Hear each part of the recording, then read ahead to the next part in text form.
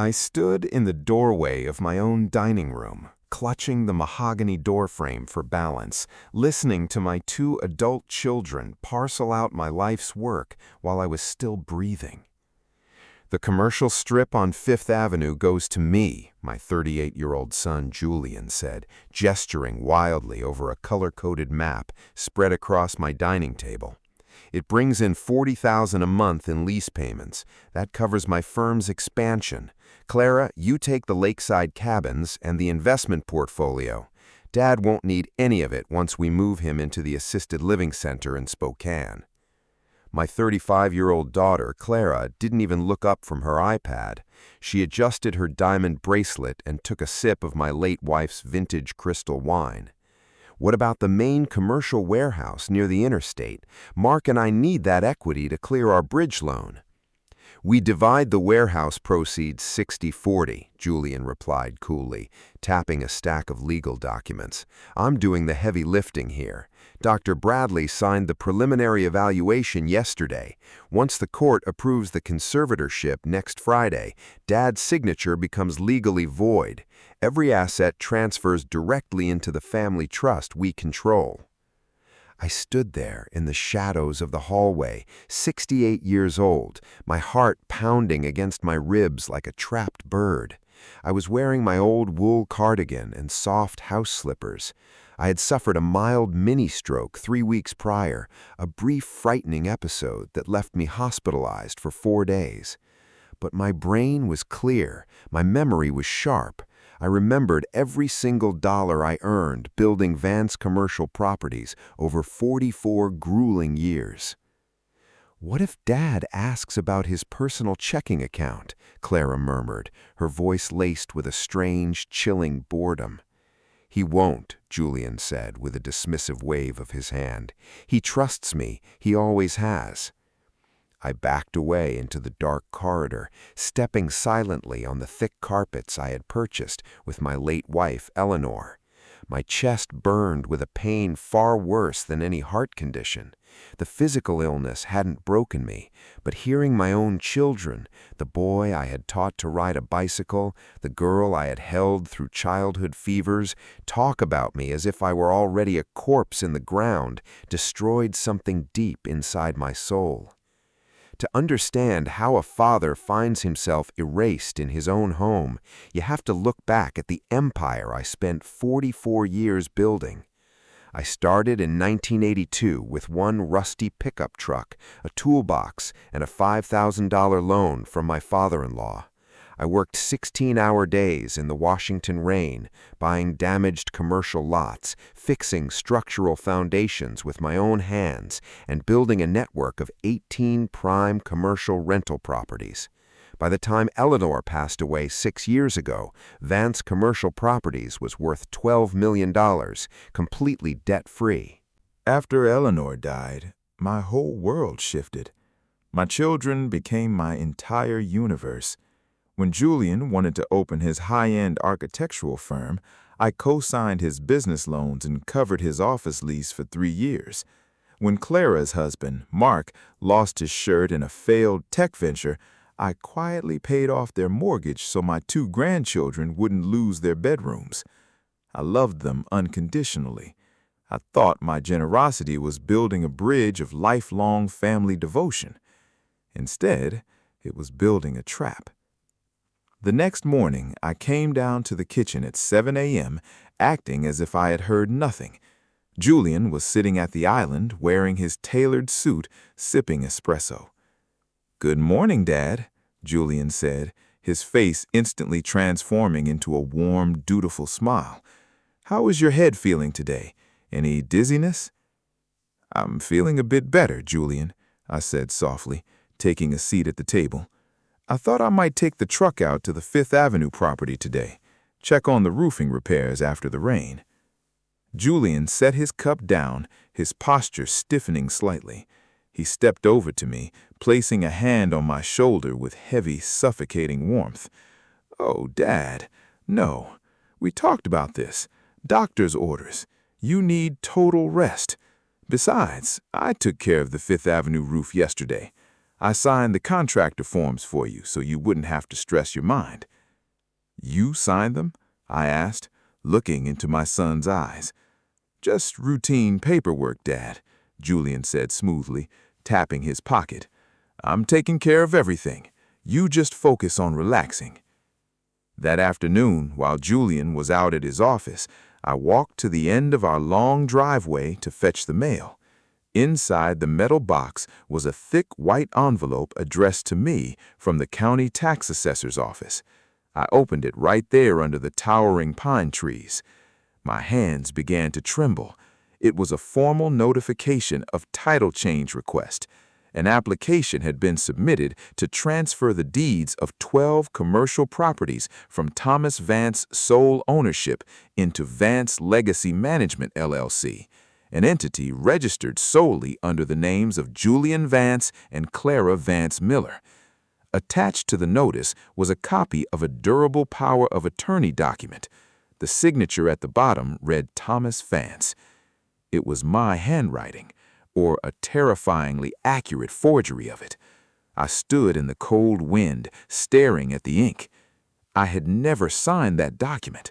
I remembered Julian bringing a stack of insurance update forms to my hospital bed 3 days after my mini-stroke, telling me to sign near the sticky tabs while I was groggy from medication. He had slipped a master power of attorney deed right into the middle of routine medical disclosures. My own son had used my hospital bed as the stage for a silent robbery. I didn't storm into the house. I didn't scream at Julian when he came home that evening carrying takeout food. I knew that if I showed open rage, they would use my emotional reaction as legal proof of dementia-induced volatility. I had to be smarter. I had to be patient. That night, I waited until 1 a.m. When the house was completely dark, I slipped down to my study, unlocked my floor safe, and pulled out my personal financial ledgers. I wanted to find a glint of hope. I wanted to discover that Julian and Clara were just acting out of panic, that maybe they were facing a temporary financial setback. Instead, I found something far more sinister. Deep inside a folder Julian had left in the shared family filing cabinet, I discovered a series of private emails between Clara, Julian, and a high-priced probate attorney in Seattle. The emails dated back 14 months, long before my mini-stroke. If Dad keeps holding the assets in his personal trust, he'll leave everything to a charitable endowment upon his death, like Mom wanted, Clara had written in one email. We need to secure full operational control before he updates his will next year. Once we have power of attorney, we can reallocate the cash reserves before he even notices. They hadn't just taken advantage of my sudden illness. They had been planning to strip me of my life's work for over a year. Every Sunday dinner, every hug, every "I love you, Dad," every check-in call had been a calculated performance to keep me comfortable while they positioned the blade behind my back. I sat in the dark study, staring at the blue light of the computer monitor, tears quietly spilling down my weathered cheeks. The silence of the house felt like a grave. The next morning, I made my first move. I didn't confront my children. Instead, I drove 30 miles south to the city of Tacoma to meet a man I hadn't seen in nearly 8 years, Arthur Pendleton. Arthur was 72, a legendary real estate litigator, and my late wife's cousin. He was a ruthless, brilliant legal mind who had retired from corporate practice to handle select high-value estate disputes. Arthur sat behind his massive mahogany desk, reviewing the tax assessor's notice, the forged power of attorney, and the printed emails I had brought him. For 20 minutes, Arthur didn't say a word. He just read, his sharp blue eyes narrowing under thick white eyebrows. Finally, he set the papers down and looked at me with profound sympathy. "Thomas, this is cold-blooded. They haven't just committed civil fraud. If they file these deeds using a forged signature taken under heavy hospital medication, they are committing felony grand larceny. I don't want them in prison, Arthur, I whispered, my voice cracking. They are Eleanor's children. They are my blood. But I won't let them erase me. I won't let them destroy what took a lifetime to build. Arthur leaned back in his chair, joining his fingers together. If you try to revoke the power of attorney normally, Julian's lawyer will immediately file for an emergency court injunction, claiming your stroke rendered you mentally incapable of revoking legal documents. They will put you through months of humiliating psychiatric evaluations while freezing your accounts. Then what do I do? I asked, feeling helpless. We let them play their hand, Arthur said, a dangerous, razor-sharp smile slowly forming on his face. They think they're closing the trap on you next Friday at the family trust meeting. They've invited the estate notary and their commercial lender to sign the final property transfers. I told me the meeting was just a family dinner, I said. Of course they did, Arthur replied. They want you sitting at the table, smiling, looking like a quiet old man who has surrendered his life.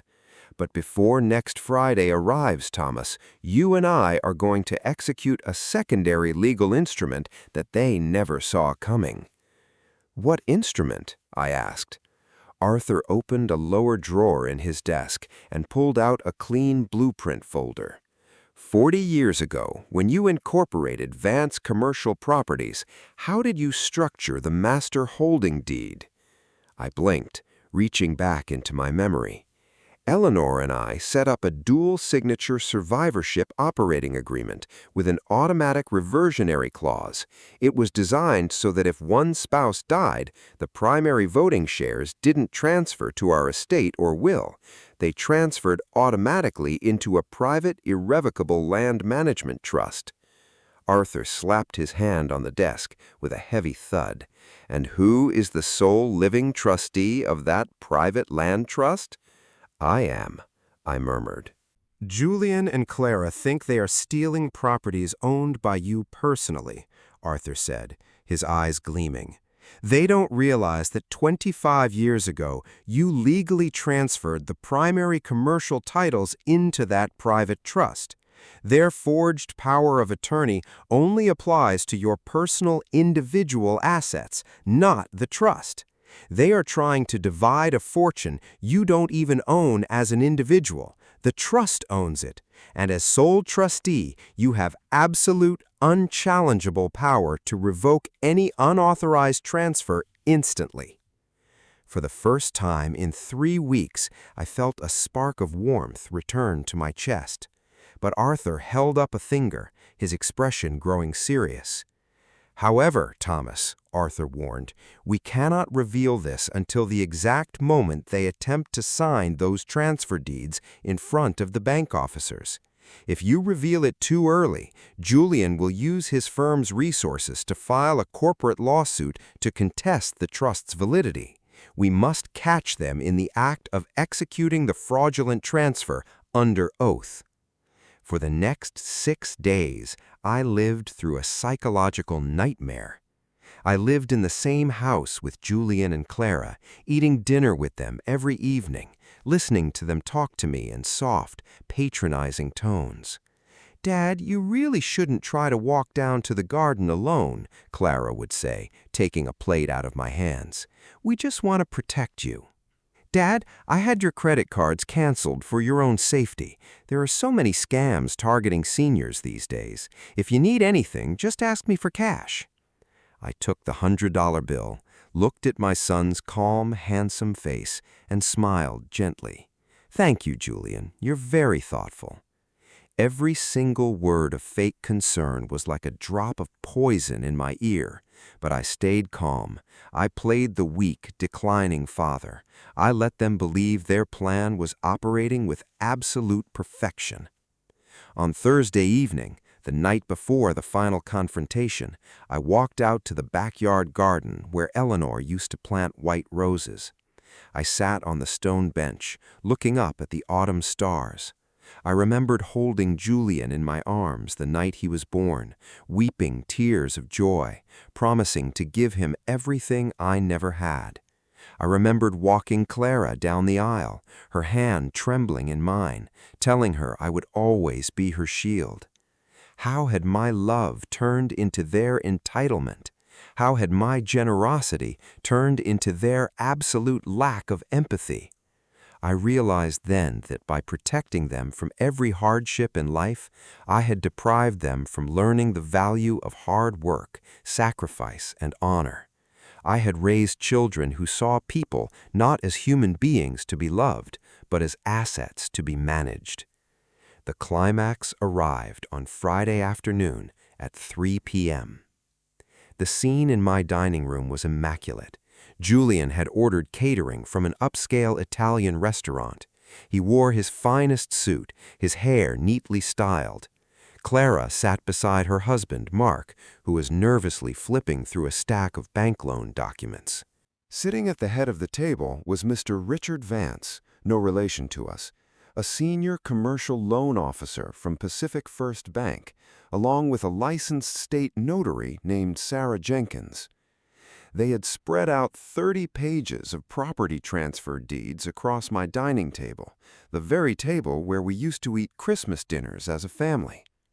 I sat in my usual chair at the corner of the table, wearing my simple flannel shirt, quiet, silent, and forgotten.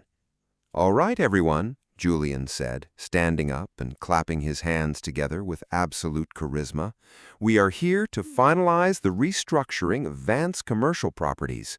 Due to my father's stepping back from active management, my sister Clara and I are assuming full managerial control of the 18 commercial properties and transferring the titles into Vance Legacy Management, LLC.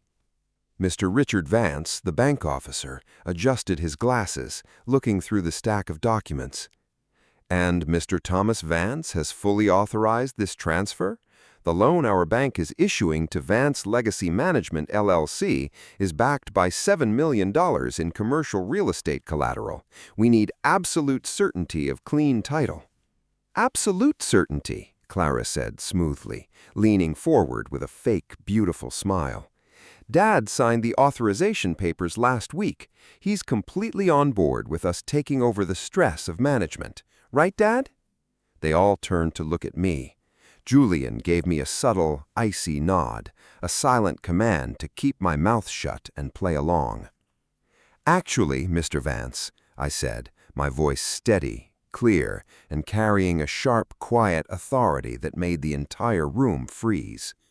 Julian's face twitched. He let out a forced, patronizing laugh. "Oh, Dad! See, Mr. Vance, he gets a little confused in the afternoons. It's the post-stroke recovery. Dad, why don't you go sit in the living room and watch television while we finish up?"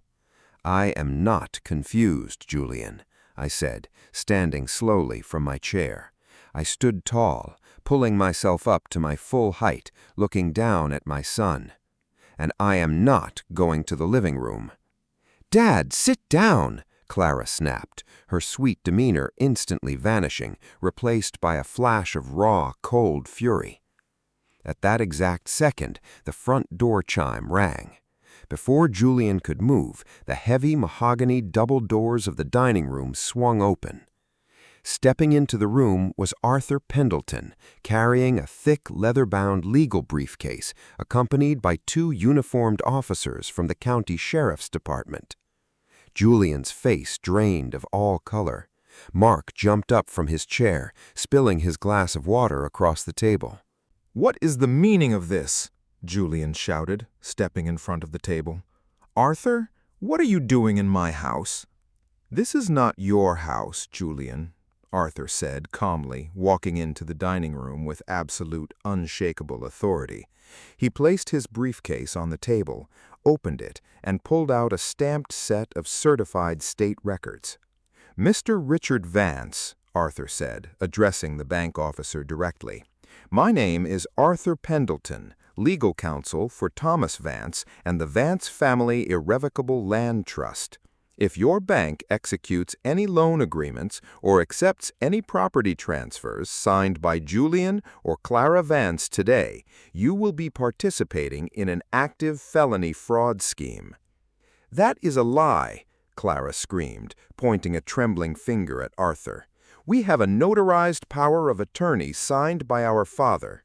"A power of attorney that was fraudulently obtained from a hospital bed while Thomas Vance was under heavy sedation," Arthur stated, his voice ringing out like a gavel in a courtroom.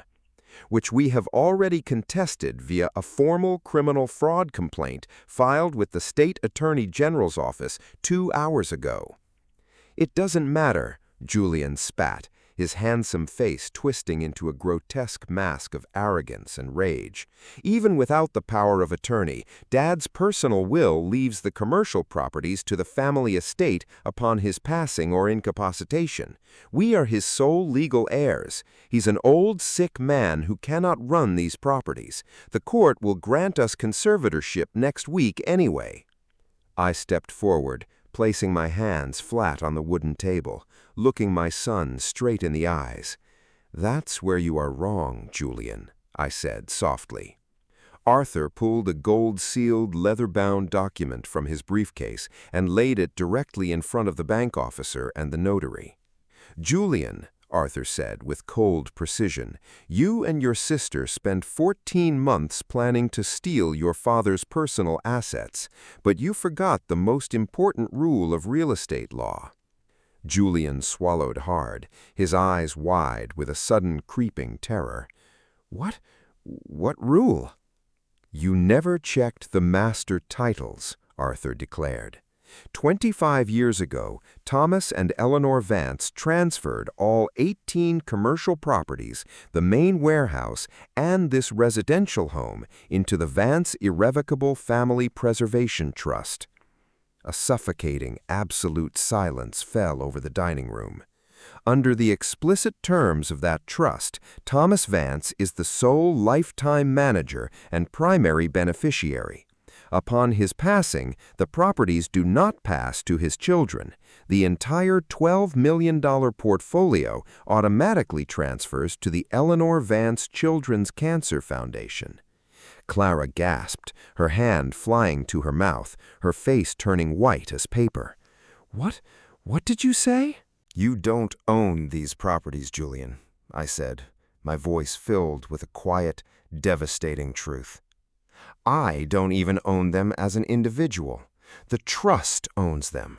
And you have zero legal right, zero standing, and zero authority to mortgage, sell, or divide a single square inch of this land." "No, no, no, no!" Mark, Clara's husband, yelled, grabbing his hair in sheer panic. "We signed a bridge loan backed by that warehouse equity. We owe $900,000 to private lenders by the end of the month. If we don't get this bank loan, we're ruined. We'll go bankrupt." "Then you will go bankrupt," Arthur said coldly.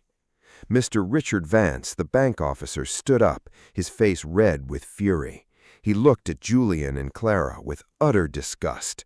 "You brought my bank into a fraudulent loan scheme using trust assets you had no legal right to touch? My legal department will be contacting the State Attorney General immediately."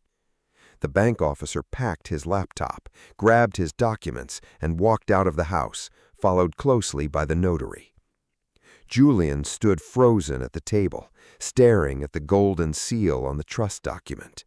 The grand illusion, the years of hidden planning, the fake smiles, the quiet manipulation, it had all collapsed in a single, irreversible moment of truth. "Dad!" Julian choked out, his voice trembling, tears finally bursting from his eyes as he fell to his knees beside my chair. "Dad, please, listen to me. We were desperate. My firm is falling apart. Mark's debts were going to destroy Clara's home. We didn't want to hurt you. We thought you had enough. Please, Dad, don't do this to us. You're our father." I looked down at my son kneeling on the floor, grabbing at the hem of my flannel shirt, weeping like a broken child. I looked at Clara, who was sobbing hysterically against the wall, realizing that her luxurious lifestyle was about to disintegrate into complete financial destruction. My heart didn't feel triumph, it didn't feel revenge, it felt an emptiness so deep, so dark, that it felt like standing on the edge of a bottomless cliff. "I gave you everything, Julian," I whispered, my voice trembling with 80 years of accumulated love and heartbreak. "I gave you my time, my money, my health, and my trust. But I will not give you my dignity, and I will not let you tear down what my mother and I spent our lives building."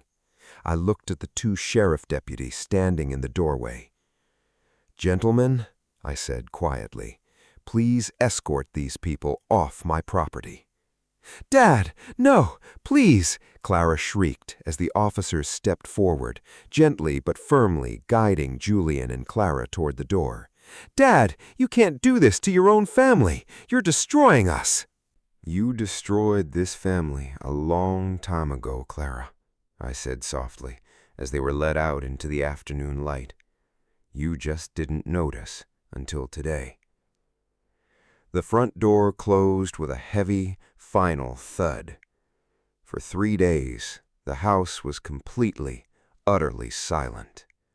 Julian and Clara tried to call me 50 times, but I had Arthur change my personal numbers and set up a formal legal wall. Within 2 weeks, Julian's architectural firm filed for Chapter 7 liquidation to avoid criminal fraud proceedings, and Clara and Mark were forced to sell their luxury home to pay off their mountain of private debts. They received justice not through my revenge, but through the natural weight of their own greed and moral failure. On a quiet Tuesday morning, 2 weeks after the confrontation, I woke up early. The sun was just beginning to rise over the Washington Hills, casting a soft, golden light across the dining room table where the battle had been fought. I walked into the kitchen, turned on the stove, and brewed a simple pot of black coffee, the same way Eleanor and I used to make it every morning for 40 years. I poured a single cup, walked over to the living room fireplace, and sat down in my favorite leather wingback chair. On the mantelpiece sat a framed photograph from 1998. It showed Eleanor and me standing in front of our very first commercial building, with young Julian and Clara sitting on the hood of my old pickup truck, laughing, their faces covered in ice cream. I held the warm coffee mug in my hands, looking at those smiling little faces in the photo. I had saved my business, I had protected my legacy, I had defended my home and secured my freedom for the rest of my days. A single, hot tear rolled down my cheek and splashed into my coffee. I had won the war and saved everything I owned, but as I looked around the big, silent, empty house, I knew that a father who loses his children's love has lost everything that ever truly mattered.